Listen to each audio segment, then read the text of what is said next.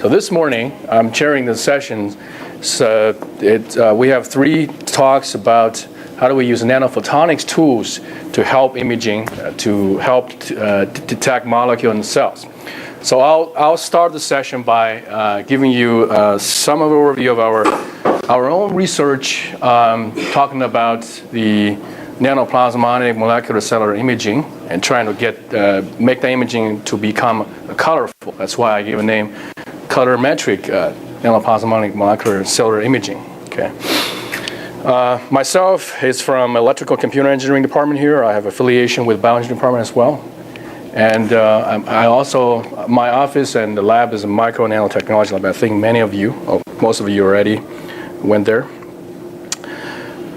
So the motivation for doing this nanoplasmonic molecular cellular imaging is we want to invent a tool, nanophotonic tool, or nanoBiophotonics tool for individualized medicine. Okay, why we care about individualized medicine? Why don't we just give them a generic, unified therapeutics or diagnostic tools? It's because every patient is different at the molecular and cellular levels. So we should tailor the optimized prevention treatments plan for each individual. You cannot just give everybody the same drug, just assume they have the same molecular and cellular cause for their diseases. That's not true, okay? So at a molecular and cellular levels, especially for some diseases like cancers, they're really distinctive. Well, even for a group of patients have the same name of cancer, for example, breast cancers, but the actual cause for their cancers are different and varies from person to person. So we cannot just assume everyone have breast cancer has exactly same molecular and cellular cause. That's exactly why we want to have the tools for individualized or personalized medicine. Okay.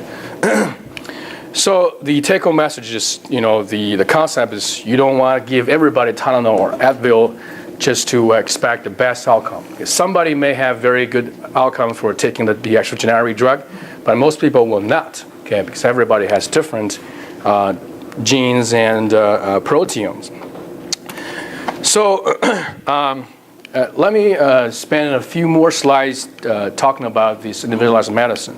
There are some early adopters. Well, now we are still not that individualized in terms of our hospital healthcare, but there's already many early adopters for individualized medicines. So I want to give you a very small test or small quiz in this talk. Can you recognize this person? Okay. All right, his name is Sergey Brin. He's co-founder of Google. All right, and why am I showing his picture here? How does he actually link to so-called individualized medicine? Well, you will see that. He actually not only started up Google, he and his wife Annie started up another company, which is totally different from Google's. It's called 23andMe. Is an individualized or personalized medicine company. Okay, it's running very well right now.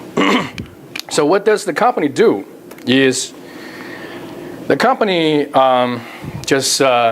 you pay $100 to them, they mail a so-called kit to your home. Okay, and you get a kit, you open the box, and you donate a little bit of saliva into the containers they send to you. And then you package again and send it back to them, okay? And after a month, they will send you a report. It's a genotyping report telling you that what kind of gene you're carrying that will result you have this kind of disease 20 or 30 years later, okay? So this is called individualized medicine, and this is a company's name, 23andMe, because every one of us have 23 pairs of chromosome in our bodies. That's why the company name 23andMe. Is it free? No, it's not free. It's $99, okay, for the service. But compared to the actual cost you do the genetic consultation in the hospital, this price is already much lower than that. So himself actually used the service Well, he and his wife started a company. Well, he's not the one actually managing the company. He's probably the investor of the company. His wife is actually the one doing that. His wife is a biologist.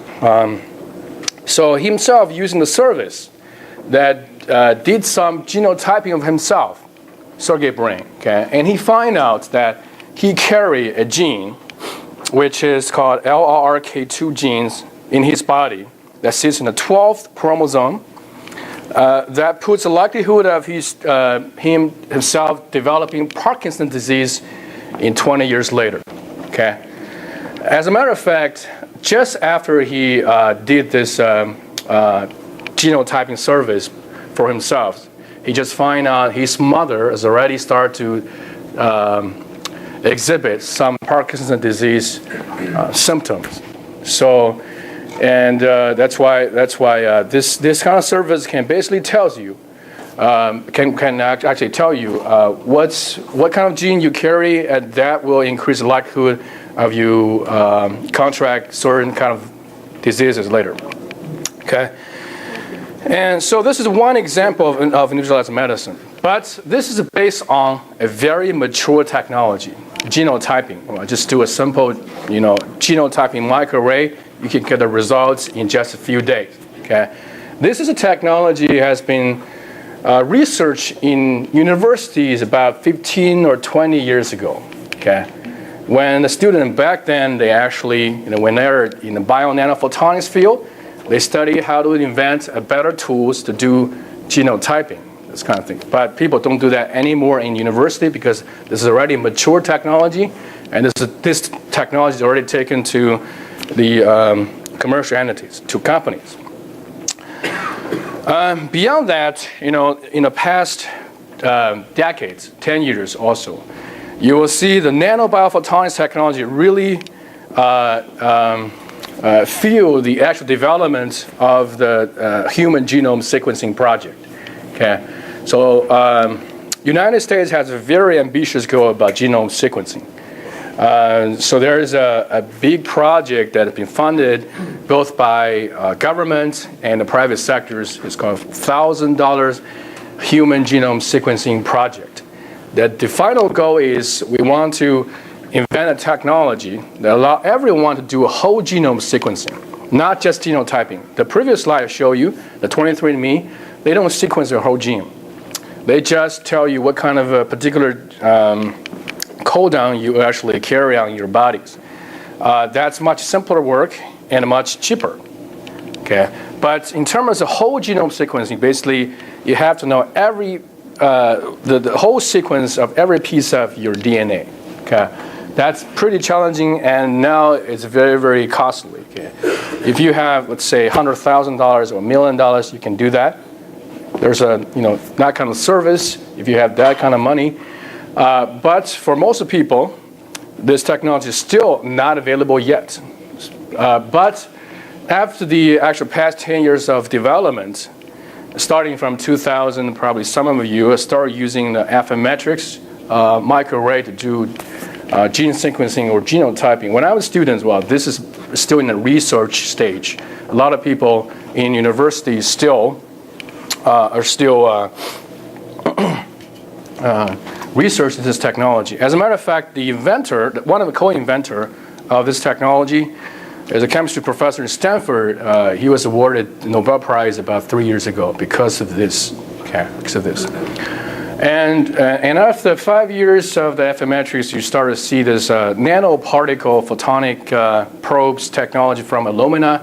And Illumina is still a leading company in genome sequencing. I believe in your university you will find your core facility, your genome sequencing facility have this kind of machine in there. Okay, and then after that, this is another photonic technology, nanophotonic technology from Pacific Biosciences. They actually licensed the technology from Cornell, and the technology is called a zero-mode waveguide single molecule detection technology, that you have a very, very small, tiny holes that you have a very low number of DNA molecules in there, and the actual fluorescent emission from that host is only limited to that small volume. Okay, so this is another nanophotonic technology. So as you can see, for this field, for the individualized medicine genome sequencing, this nanophotonic technology or nanoBiophotonic technology is the really pillar technology for this field. Of course, a couple of years ago, there's a company called Ion Torrent that started to do a nanoelectronic version of it. They actually started using transistors and diode as the individual element to do genome sequencing. Okay, this company is already acquired by one of the biggest biotech company, U.S. Life Technology. So this is a slide trying to show you that, you know, if you keep healthy, if you stay, or if you can live in really old ages, and you can really start to see some fantastic things happen. Well, this is showing a picture of Dr. Gordon Moore. Dr. Gordon Moore is one of the co-founder of Intel, another well-known company. And when he started, his whole career is based on this transistor or integrated circuit technology, right? But I guess he never thought about in his whole life that this technology someday can be used to make a chip that to sequence his own whole genome. Okay, this has been done. This is the whole genome of Dr. Gordon Moore, the co-founder of Intel. Okay, this is based on not nanophoton technology, unfortunately. This is based on nanoelectronic technology, and people using a so-called ion-sensitive field effect transistor device to make a very large array for a high-speed genome sequencing. Okay, the paper is published in Nature last year. So my point here is showing an example is, you know, the nanotechnology, especially nanoBiophotonic technology, is really the supporting or the fundamental technology for making this individualized genomics happening, possible. So, but I can tell you that as a graduate student, I know most of you are graduate students, there is not much meaning working on the bottom for the genomics, because the technology is already very mature, and all the technology development has been moved from university to industry. Okay, but there is still a lot of room for you to do in terms of the other aspect of individualized medicine, which is proteomics. Okay, and if you visit the website of many biophotonics lab nowadays in the United States, you'll see many of them are actually working on developing next generation nanophotonic or bionanophotonics tools for proteomic studies. That technology is still not mature yet. It's still in a stage of university research development. Okay. So that's exactly my lab is also doing. We're trying to do individualized cancer proteomics using nanophotonic technology. Okay, why we want to do that? Basically, the genomics can tell you what will happen to you 20 years later. But proteomics will tell you what's going to happen in 2 weeks. Okay? So if you want to know something, if you're really anxious about to know what's going to happen to you very soon, then please do proteomics, because you cannot wait for 20 years to find out if it's true or not. Right? So, so what we want to do is we wanted to invent a nanoBiophotonics tool to allow this whole proteome level cancer marker baseline monitoring for preventive diagnostics and also for early diagnostics. Okay, and in some cases for patients already have their MRI, have their CT done, they already know they have a small tumor. Okay, so we can do something called a post-imaging molecular diagnosis. In that case, you want to do a whole proteome biomarker discovery to find out what has gone wrong, what particular proteins is malfunctioning. Okay, and of course you can also use that tool for cancer therapeutics, because whenever a patient did the chemotherapy, radioactive therapy, or conventional drug therapy, and you have to monitor whether this therapy or this treatment is effective or not. The best way to do that, of course, you can look at whether the tumor size shrinks or not. But the other way to look at, you can look at a molecular level, whether this actually cancer-prone or cancer-causing protein expression has been suppressed by the drugs or by the actual radiation or chemical dosage you give to that patient. Okay? So there's a point of doing this proteomics because this is very immediate application for cancer diagnostic and therapy. So in my lab, what we do is, we're not a cancer therapy lab, but we are a nanophotonics lab trying to provide a tool for cancer diagnostic and therapy. Okay. On the right-hand side of this slides, you will see actually the lecture notes. This is also my lecture notes, but this is a lecture notes I use when I teach EC 340, which is solid electronics courses in electrical computer engineering department.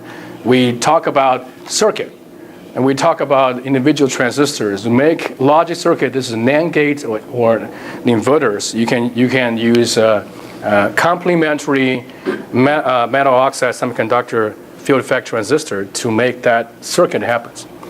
But if we use a similar kind of perspective to look at the actual signaling transduction pathway inside of cancer cells, you can understand that as a very complicated integrated circuit. Okay, each proteins are those elements, those FET device, and they are basically connected in very complicated ways, so they can actually carry out very complicated functions. For cancer, it happens basically. It's either some proteins or some links actually is malfunctioning, or the actual coordination between many proteins are somehow lost or become chaos. So in that case, you could possibly have cancer because the normal signaling the normal signaling transduction pathways in cells has become very different. This is a video showing what happens in, I think this is probably, let's see what kind of the pathways looking at. This is apoptosis pathway, okay, apoptosis pathway, showing that for one function to happen in the cells, you need the participation of many proteins as a cascade, as a troop, starting from the external, from the cell membrane. You have those cell membrane proteins that can sense a signal from external stimuli, and then you start to basically relay that message through a cascade of proteins, and eventually send the message into nucleus to change the genetic expressions. All right, so the particular protein family we're looking at, of course, the proteome is really challenging, because for DNAs you are only looking at ATCG, but for proteins you're looking at thousands of hundreds of thousands, or sometimes more even millions of proteins that many of them we don't know yet. Okay, so we start from a relatively simpler family, which is called kinase family. Kinase family, I call kinase as a mailman in actual inside the cells. The kinase basically, it's the main function of kinase is to relay the message from one place to the other place of the cells.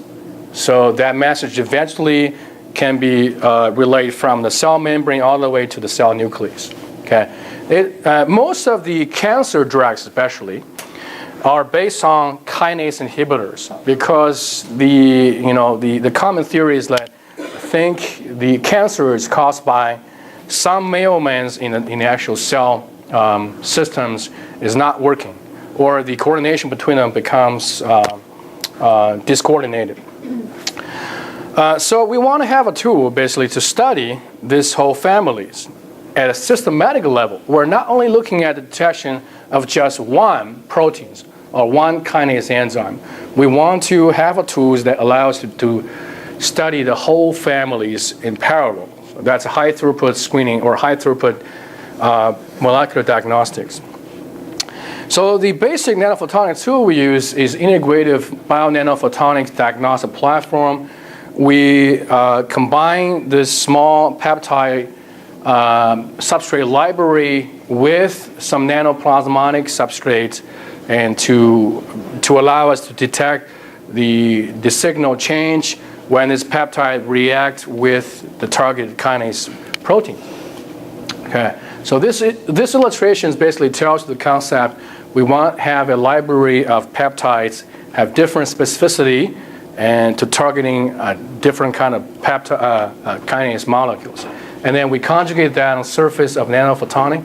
This is basically is a crystal gold surface as example, that when you have a peptide attached to the surface, you can expect the actual plasmonic resonance signals or the vibrational signal of the peptide itself will become different. All right, so let me first tell you that one of the technologies we use is basically a nano-SIRS microarray technology in my lab, and trying to screen this kinase activities at a systematic levels, at system levels. Okay, so of course this has to, this definitely is a teamwork that we really, every graduate students and our collaborators are basically in charge a very different aspect of this project. Let me just spend a little more time talking about this illustration. I really like this kind of illustration because one picture is worth more than 1,000 words. And this picture could basically tell you what happens in this case. That we want to have something called a laser barcode scanner. It's really like a laser barcode scanner. So we want to scan the actual vibration or Raman spectrum of each peptides before and after, and to establish a special barcode, a colorimetric barcode for each peptide before and after reaction with the target kinase proteins. Okay. And once you have that, you can have a large barcode, colorimetric barcode map that can tell you what happens in your proteomic level.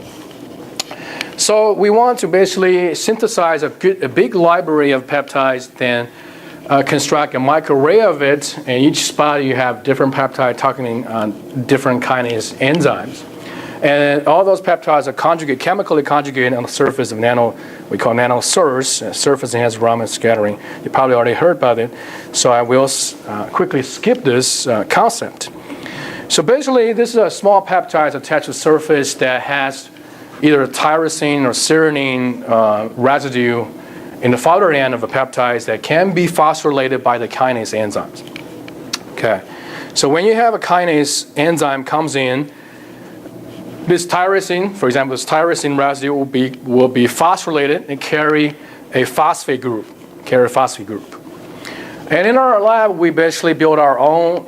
This is a homemade laser scanning Raman systems that we built specifically for this applications. And then this is a chip. What you see here is the image of a chip. When you have a focused laser spot, it's a laser spot, okay? There's a laser spot right here. And then we start to scan a chip, and you will see a lot of square dark spot or dark areas. Each area actually is what we call a nano-SIRS areas that have a peptide conjugated on the surface.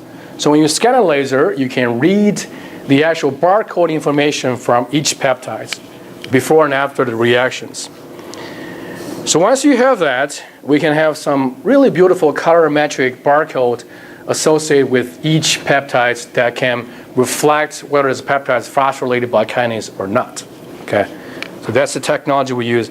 It's kind of similar to DNA microarray or Illumina's nanoprobe technology, but we don't rely on any fluorescence. This is completely label-free technology that we use the peptides as a reaction substrate for the kinase enzymes. And of course, before we start to design these peptides, we have to get some help from our collaborators or expert, and the world-class expert, Professor Klaus Schalten in this building, his office, I believe, is on the 4th floor. He's really the leading expert in the world for computational biology. And his group helps us to use computer as a tool to design the functionality or specificity of peptides. So we don't have to spend millions of bucks to synthesize something that's not useful. Okay, we can use this simple computer program to help us to predict what kind of sequence has the right conformation, has the right specificity to our target kinase proteins, and in terms of their structures and charges. All right, once we do that, once we have a right sequence, we then have to make our nanophotonic substrate. Okay, so this is a highly integrated technology, including chemistry, molecular biology, cell biology, and nanofabrication, nanophotonic spectroscopy. Okay, basically, that's too much for you to learn, unfortunately. This is because the knowledge is still accumulating. So as a student, as a younger students, you just have to learn more and more. That's the case. So for the nanophotonic substrate, we either use chemical synthesis, but we don't use that for this. Okay, you can use the chemical synthesis to synthesize those nanoplasmonic particles. I showed this picture already in my lecture last week. Or you can use nanofabricated, go to a clean room using the same technology people make computer chips to make those nanophotonic structures that have different colors or have different ability to manipulate the electromagnetic field. And of course, in order to make a big chip, and you have to use some really high throughput nanomanufacturing technology. Here I just want to quickly show you that what we do with our collaborator at the Livermore National Lab, Lawrence Livermore National Lab, we use something called laser interference lithography. This is also photonics. Right?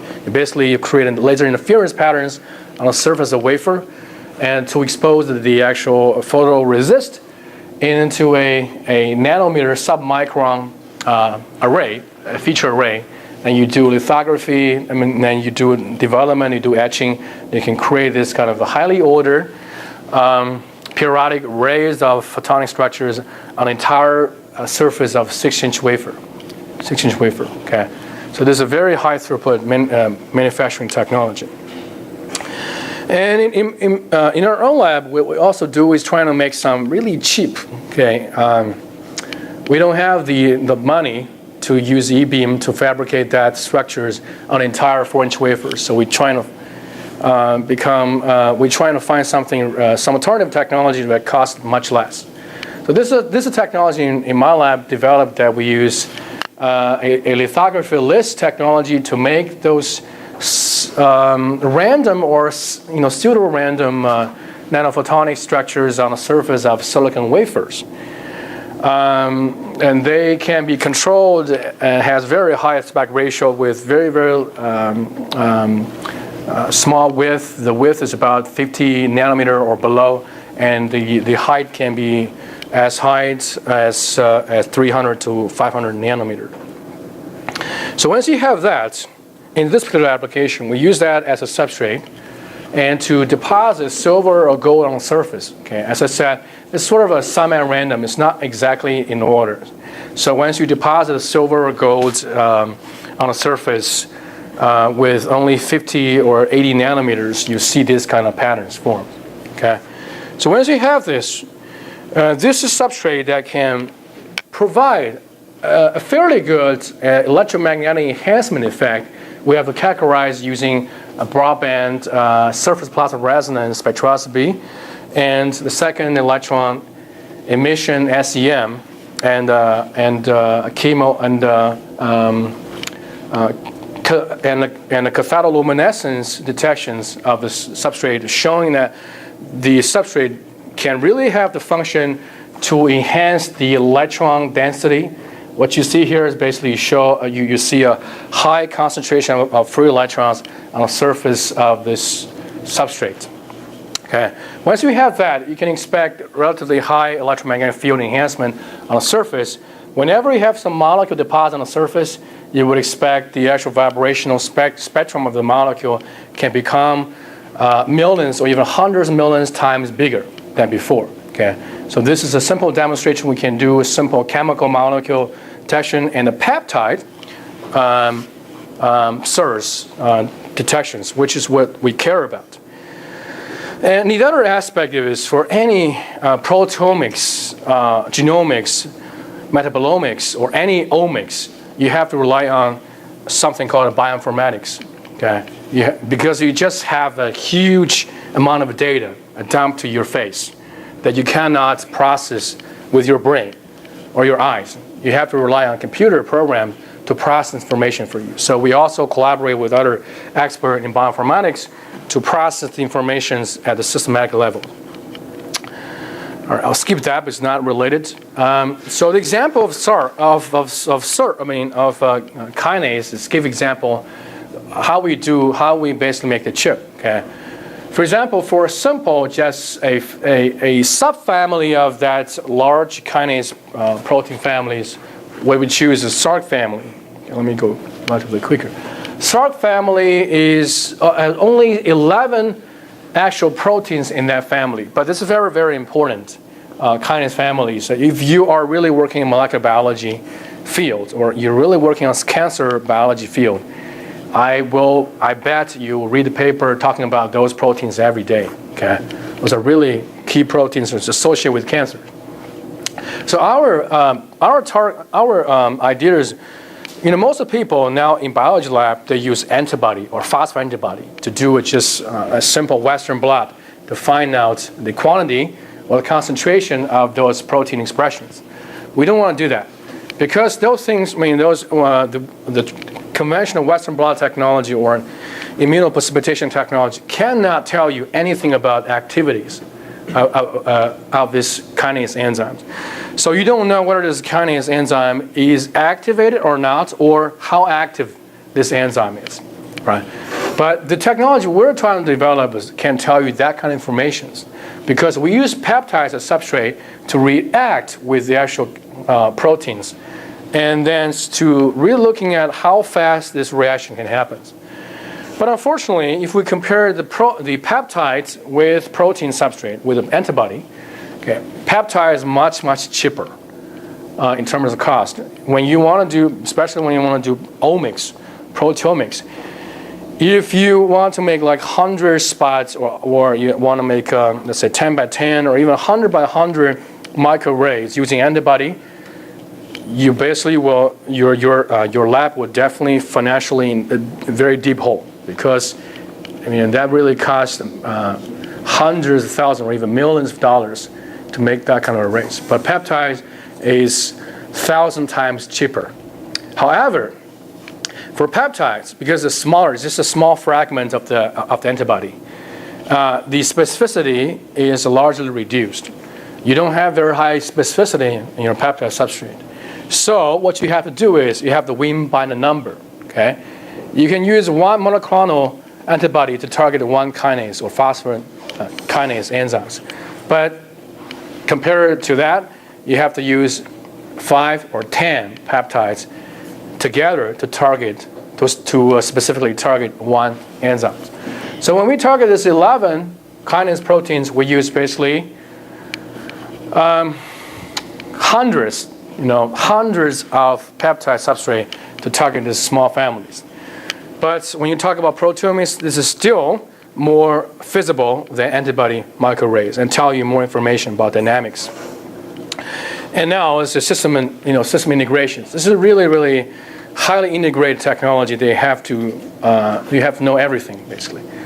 So now we started to do so-called system integrations. We do chemical, biofunctionalization or chemical conjugation of peptide on the surface of nanophotonics, and then start to integrate that with microfluidic flow cells to allow you to flow the actual substrate samples. The sample I'm talking about here is either you culture cells and you lyse cells, you extract the raw protein content of the cell lysate, and then you flow that cell lysate. Of course, you have to dilute that in a buffer solution, and you flow that into the actual flow cells.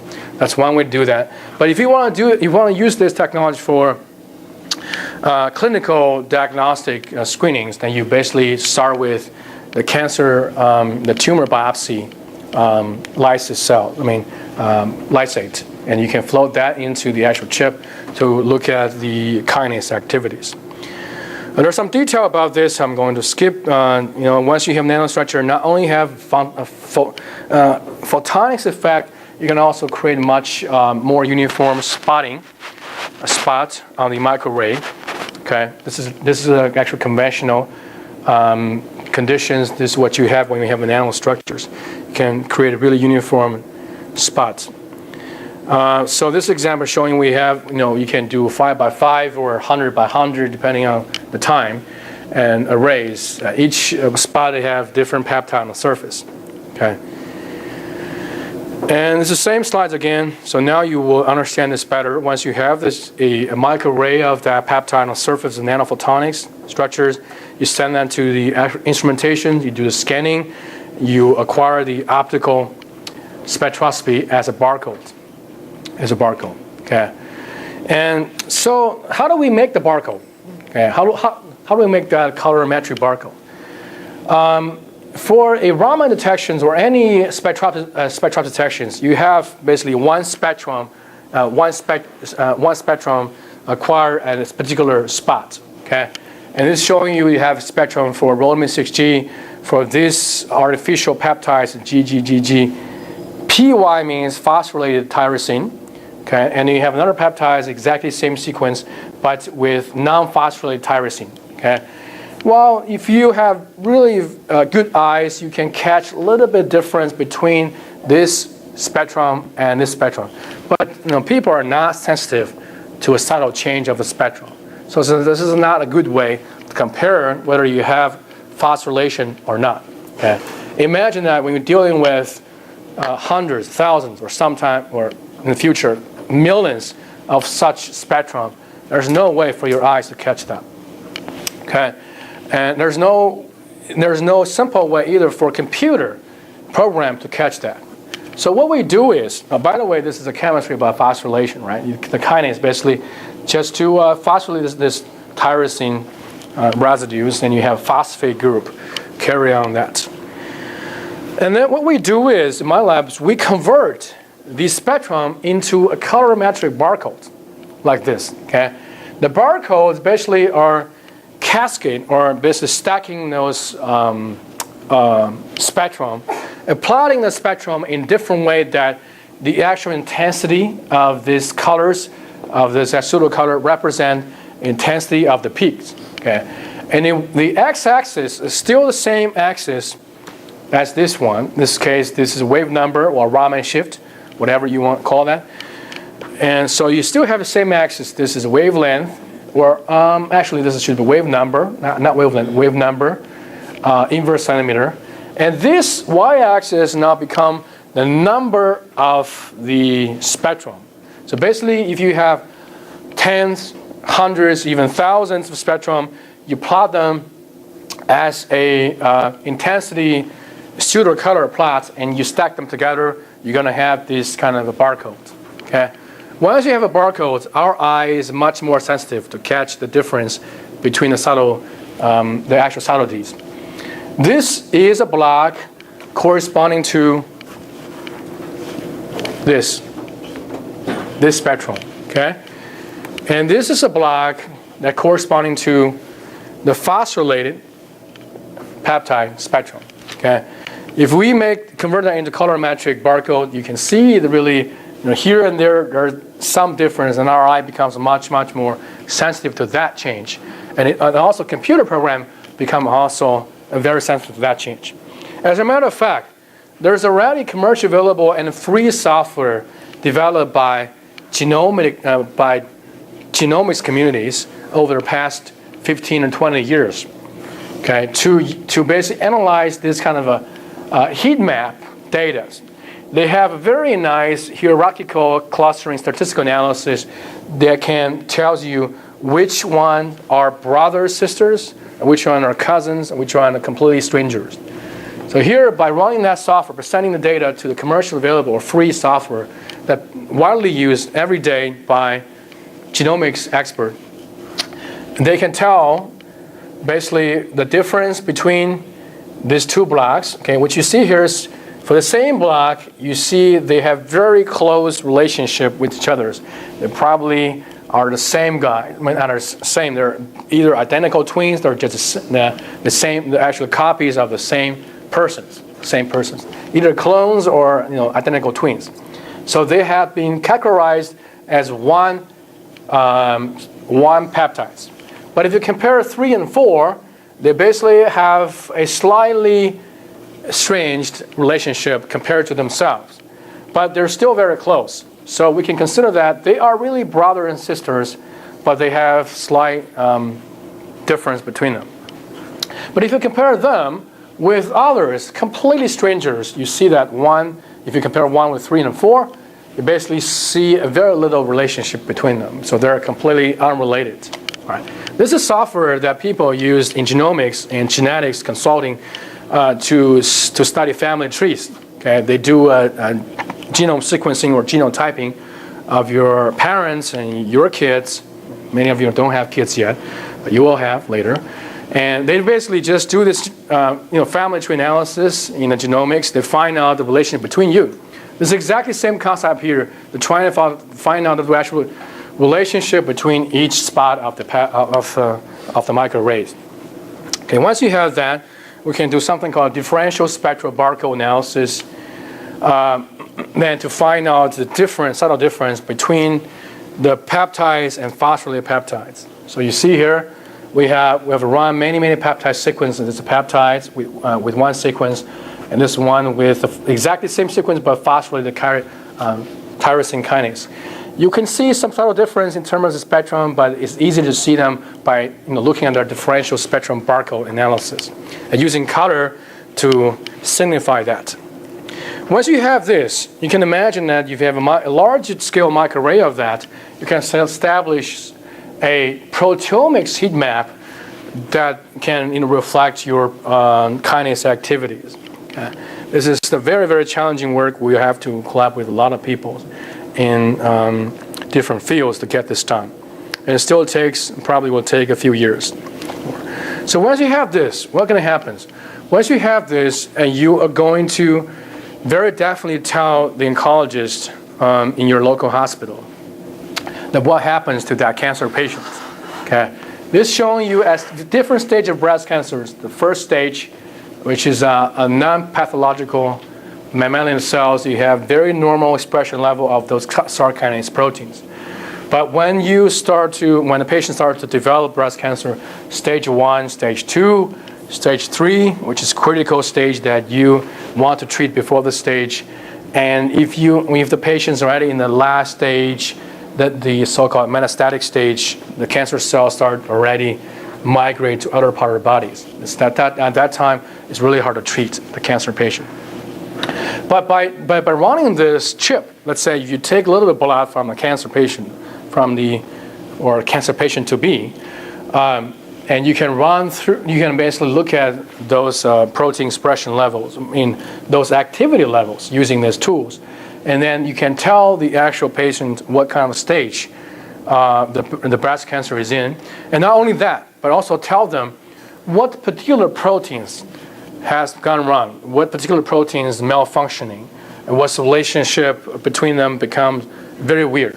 Okay, once you know that, the actual the doctors, the oncologist in the hospital can then prescribe the drug specifically targeting that particular proteins. And that happens when you don't have operable tumors, when tumors are too small, or they basically distributed in different places of memory cells, and it's not easy for surgery. In that case, they were either to chemotherapy or to just conventional drug therapy. And then in that case, they want to know what particular proteins they want to target on, right? So this tool will tell them that information. Once you have that, you can really do a very precise bombing of that particular thing and to cure cancer. So let's just tell you that if you look at those, drug market, the pharmaceutical market, the kinase inhibitor drugs are basically the majority cancer drugs nowadays you can find in the market. Well, if we take this one step further to really study the fundamental science of it, fundamental science. So what time I have? Okay. You will see this, that once you have this small molecules, the peptide in this case, you can also do DNAs or small proteins on the surface of nanophotonic substrate. What will happen to the functionality or conformations of those small peptides or small DNA, oligonucleotides?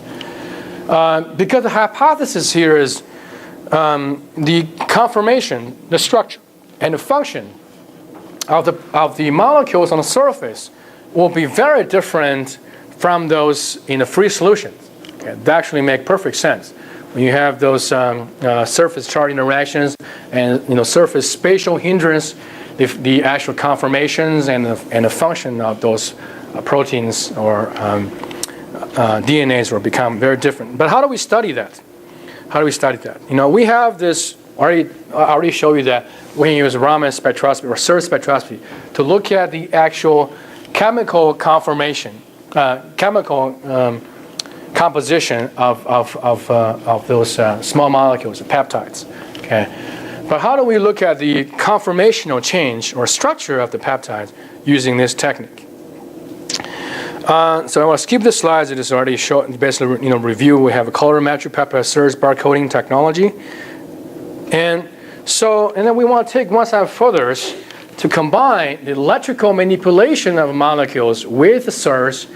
And if we do, say, if we apply electric field in the vertical directions to these peptides, and then you can use electric field to manipulate the conformations of those peptides, and then to change the corresponding SIRS spectrum. Okay.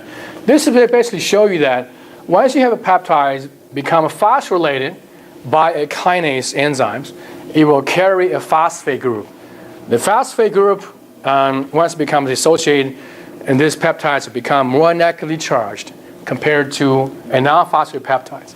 So if you apply electric field, this is a DC field where you can apply AC field as well. You would imagine that once you have a more negative charge carried by the peptides, and the conformation will be more manipulatable by electric field you apply.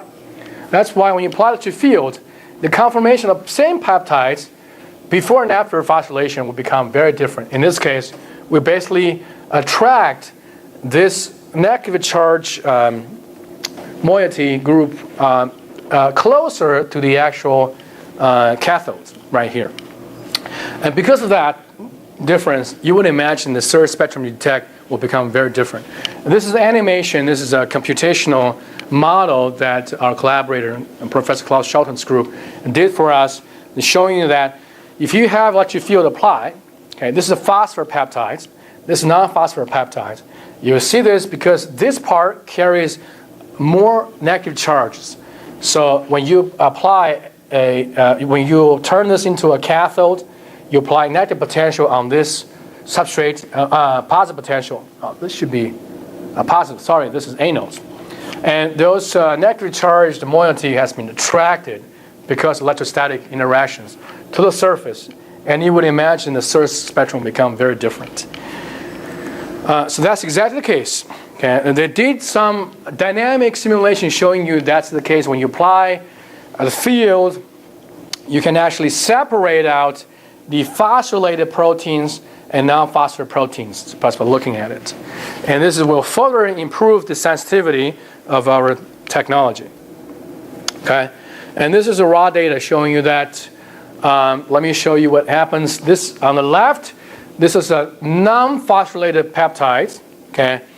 When you apply a positive 1.2 volts, 0 volts, and minus 1.2 volts, you basically see a very similar spectrum for a non-phosphorylated peptide.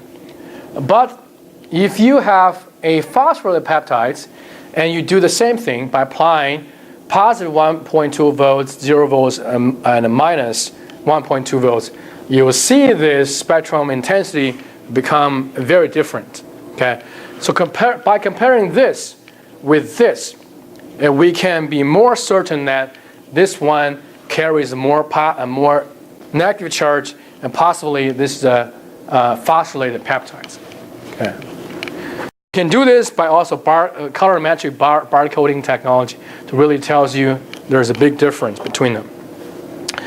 And so through the simulation, through the computational design tools, we can basically design the optimized sequence that allows you the largest separation between the phosphorylated peptides and the non-phosphorylated peptides. All right, so I don't think I have enough time for the second part of my talk, but I'll just quickly go through it. And because my title is about molecular cellular imaging, I only have time to talk about molecular imaging today. But we also did some cellular level imaging. In this case, let me just tell you what we're trying to do, because the time is very limited here. I believe many of you have experience with doing cell microscopy or fluorescent cell microscopy, right? And many of you probably also even have experience for confocal laser scanning cell microscopy, fluorescence. Okay, you basically culture cells on a petri dish surface or glass-like surface, and the mount on the surface on the stage, the sample stage of your confocal system, and you got a three-dimensional fluorescence, very beautiful pictures of your cell. Okay, but the difficulty of that is either the resolution is still limited. That's why you see those newly technologies called a PALM or STORM technology that allow you to go beyond the conventional diffraction limit resolution. You can see 100 nanometer or even 50 nanometer small proteins or particles inside of cells using STORM or PALM technology, right? That's one technology direction that you can further improve your resolution. But the other things that we struggle is sensitivity. Okay, sensitivities. Why are they important? Yes, if you have high expression level of proteins in your cells, you don't worry about sensitivity at all. You can see very bright green or yellow or red colors in your fluorescent image of cells, like in this case, right? This is basically nucleus, this is actin, this is another proteins, this is another cytosol proteins you stain with this orange fluorescence. This probably is done by you transfect a cell with GFP conjugated plasma, plasmid. You can see this actin probably is already stained by the green fluorescent proteins. This is a pretty picture, and this is a very, very good picture to tell you a lot of things about cells. But unfortunately, you can only take these pictures 50 hours or even 70 hours after you transfect the cell. Okay. Within the first 24 or 36 hours of transfection, there's no way for you to see anything. Why is that? Because the expression level is still very low. You're not having enough sensitivity to see that low level of fluorescence inside the cells. Okay, so that's exactly the problem we're trying to solve by using nanoplasmonic substrate to improve the sensitivity of that for hundreds or even thousands times, so that within the first 24 hours or 36 hours of a transfection happens, you start to see the actual fluorescence protein conjugated proteins in the cells. That really tells you a lot more information, and those informations now is basically lost. There's no way to retrieve the information because everybody doing this, GFP confocal cell imaging, they took the imaging, the actual images 50 hours later after they transfect the cells. Okay, so the actual information just right after the transfection and to the 50 hours is unknown. Still right now it's unknown. Nobody has the ability to do that yet. That's why there's a point to improve the actual sensitivity. At the same time, you don't want to kill the cells by using very high power laser, right? So what we do is let me directly just move to the actual concept. We want to mount the cells on, instead of a petri dish or a glass slide, we want to mount the cells on nanoplasmonic substrate. You can culture cell on the surface, and that surface or that substrate can help to couple the light into the spheroidal cells especially, and confine the actual light within the cells, and to form something we call in optics like whistling gathering mode resonance in the cells. Uses cells as a microcavity, spherical cavity, to create a resonance mode in the cells to confine light within there. So you have much, you can have equivalently much higher electric field, optical field, to allow you to see a much stronger fluorescence. So that's the fundamental concept right here. So what's happening is here is once you have spheroid or spherical cells mounted on the surface, and you would imagine that this actual surface can help to convert the free space electromagnetic waves into the whistling gathering mode resonance wave within the actual cell microcavities. Okay, this is our plane wave propagating. But once you have this actual plasmonic surface, convert that plane wave into a resonance mode, in the whistling gathering resonance mode within the cells, you can imagine, especially in the cell membrane, the actual excitation intensity becomes much, much higher. This is actually mathematics and physics behind it. I will skip it, and this is a device characterization. Let me just show you some interesting cell imagings because of time. Probably will wrap up this in 5 minutes. This is a bright field imaging showing you that we have a lot of cells. This is the cell we use here is not human cell lines. This is animal cell line. This is a CHO cell, Chinese hamster ovarian cell. It's sort of a epithelial cells, non-malignant epithelial cells, and you can culture that cells on the surface of this device. And what you see here is we trying to make that nanostructure within the square patterns. And outside of square pattern, you basically expect a very smooth metal surface, either gold or silver surface. Okay, this is SEM picture taken of cell grown on the surface of those nanostructures. Okay, this is the first day when we see the cells. This is after 48 hours. You see the cells still growing, doubling, and proliferate on the surface. This is just to prove that cells are functioning normally. There's no significant toxicity to the cells. And you can find there's some cells here and there are really crawling on top of this nanostructured surface. So once we have that, what we can do is confocal fluorescence imaging. Okay. So this is the cell membrane imaging using confocal fluorescence systems. And what you see here is there are probably 7 or 8 cells in this field of view. And we stain the cells by 2 fluorescence colors. We use Hurst staining for the nucleus, or for the nuclei, for the 7 cells. That's why you see those purple or blue or deep blue fluorescence coming out from the nucleus of cells. And then we stain the cell membrane by FM1-43FX dyes to stain the lipid on the cell membranes. On the cell membranes, okay. But we stain very lightly. We don't use very high concentration of our of dyes. So we only stain that actually cell membrane very lightly.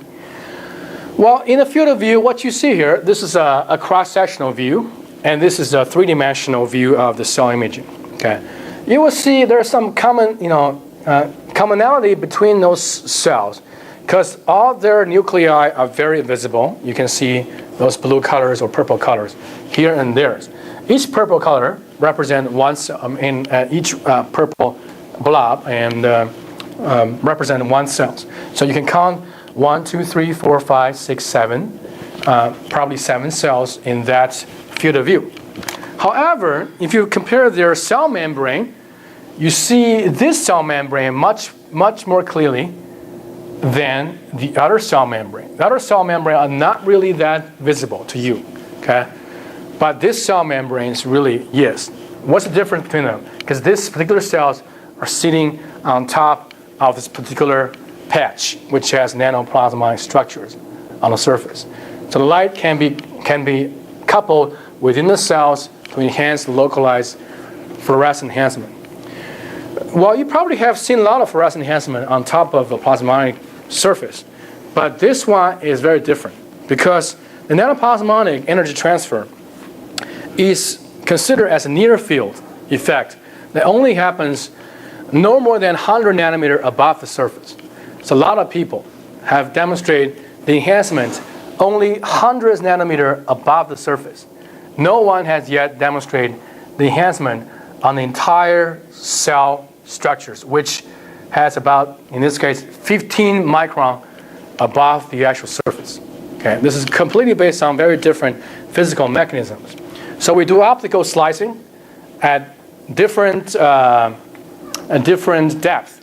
At 0 micron, which is the surface, at 5 micron, 10 micron, at 15 micron above the surface. You can see the fluorescence. You can see the membrane fluorescence only happening to that particular cells, but not to the other cells. Okay, this allows us to do two fantastic things. First, we can reduce the laser excitation time. So the actual so-called laser photon pixel dwelling time for each pixel here is only 1.58 microseconds. What does that mean? That means we can do very fast scanning.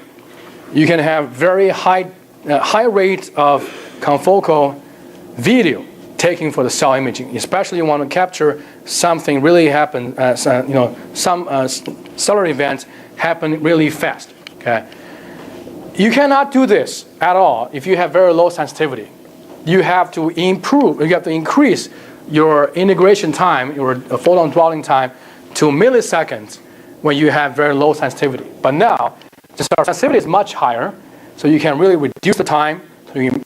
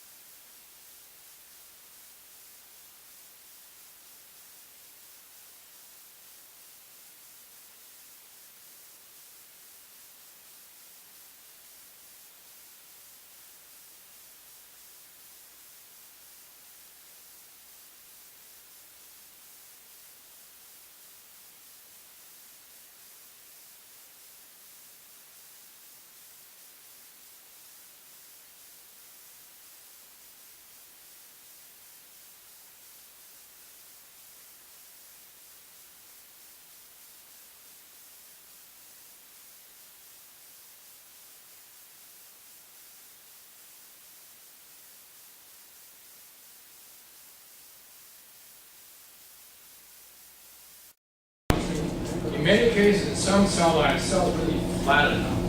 There's not really a spherical cavity at all. In that case, we don't have this kind of enhancement at all. But when a cell becomes flattened, well, imagine that when a cell really collapses, becomes de-sheeted, you can just rely on the near field enhancement effect. Right? In that case, you don't care about 5 micron, 10 micron above. So particularly for this spheroidal cell, which for most of the cancer cells, they grow as a three-dimensional structure, as so-called spheroidal or ellipsoidal structures. In that case, this technique will be particularly useful. For chip that you showed in your first part, how do you apply the peptides to the nanosurface, and how do you do that in a repeatable manner? Because I would assume that you want to produce exactly the same chip separately. Yes, that's a very good question. So this is really related on the actual pragmatic issue. The concept is very good. You get it onto the real thing. It's always out there, right? So, when you spotting those peptides on the surface, you have uniformity. You cannot repeat the exact same spotting all the time. So you have to rely on the redundancy in this case. What we have is, for each spot, instead of having one spectrum, what we're having is a block of spectrum. Here what you're showing here, you see here is a barcode. This barcode is not just the conversion of one spectrum, but the stacking of tens and hundreds of spectrum taken from the same spot. So by doing that, by doing this actual redundancy, we can reduce the uniformity or inconsistency in the actual detection. As a matter of fact, you actually can see even for the same peptide, the same block, there's some variations here and there because there's always variations between the spectrum. Even with the same spot, you can take the spectrum at a different time, the actual variability is small. Okay. But by doing this, we can really improve the statistical significance of this detection. So was it inkjet printing that you used to actually deposit the peptides? Yeah, so we didn't invent that part. Either to inject either to inject inkjet printing or just physical contact printing. Okay. But if you want to preserve perfect nanostructures, you don't want to touch very hard, you don't want to make any indentation in the surface. Yeah, the actual inkjet is the best choice. You can also think about using microfluidics, patterning, you can also use other technique. All the there's a company called Nano Ink using FM tip, which is like as a pen to write that ink, small ink, nano scale, sub-micron scales, spots on the surface. So you kind of have been proposing like personalized medicine, potentially looking at a specific protein that's mutated in cancer cell for one person. But in general, like when we go through kind of the drug process, the way we prove to ourselves that things are efficacious is by looking at large populations of people. So how do you kind of reconcile these two things where? Well, yes. Well, if you want to study the mechanism of cancer, yes, you want to study a large group of people. But once you have a knowledge already, which is what this knowledge is already accumulated because there's been almost 50, 60 years of studying those proteins associated with cancer, oncoproteins. What you will find out when you look at professors and speed environment, each group are basically focusing on one or two particular proteins for their whole life, for 20, 30 years. There's so many thousands or tens of thousands of groups like that all over the country, all over the world. So those knowledge has been accumulated over the years. People already know that how close this protein is associated with the cancers. They have to do this using a very large population samples. Once we have a knowledge, so here we basically are building our technology based on that accumulated knowledge. We want to use that knowledge and to help us to design this diagnostic tool. And then we know that those proteins are associated with the actual cancer. This knowledge has been published many years ago. We want to use that approach, targeting those proteins, and to make them into a brain. So basically, we're basically just taking advantage of the knowledge that has been developed or accumulated by hundreds, thousands, or even millions of labs over the past 50 years, and apply that over here and using that knowledge directly as our diagnostic basically indicators to make a sort of a judgment whether this patient has cancer or not, or if the patient has cancer, what would be the likelihood for for what kind of proteins has had problems. So if we know that, this is definitely the first step towards the personalized cancer diagnostics therapeutics. Because many years ago, or even now, when cancer patients find out they have a tumor somewhere in their bodies through MRI or X-ray CT imaging, they have to just very generic chemotherapy or radioactive therapy or just surgery. But in recent 10 years, because the pharmaceutical industry technology has been evolved very, very dramatically. So there is more and more protein targeted cancer drugs available that not systematically like those doxorubicin drugs. That those drugs systematically bombard all the target, all the cell, all the robotics in that case. But for those protein targeted cancer drugs, they only target particular proteins, only knock down or lower the expression level of that proteins, and treat the cancer in a much more mild way and much more targeted. That's the future cancer therapeutic happening. You don't want to see every cancer patient suffer with knocking, vomiting, nausea, and hair loss. So that's in the next 5-10 years, we'll see more and more patients have very nice robotics, guided surgery done, have those protein targeted cancer drugs taken, so they can feel like a normal patient. They don't feel those really serious side effects. That's what they need before. Okay. All right. So because the limit of time, I will wrap up here.